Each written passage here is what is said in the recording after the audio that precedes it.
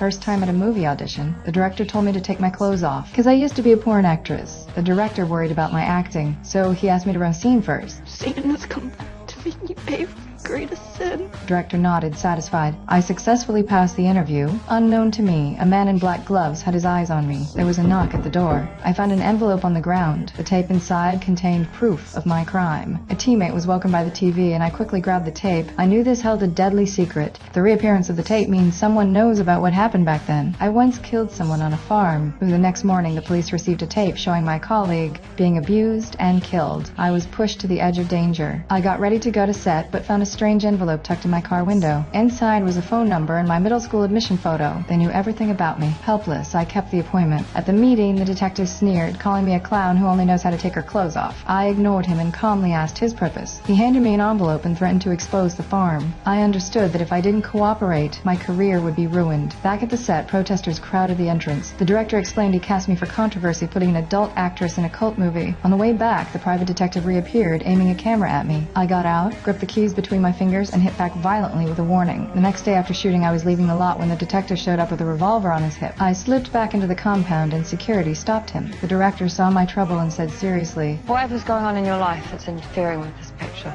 I don't care what it takes. Squash it. I intend to. "No one can ruin my career." I became the most eye-catching woman in the club and lured the detective to the back door. He was locked in a car as a hydraulic press slowly descended. He begged in terror, but it was too late. All that was left was to find who hired him.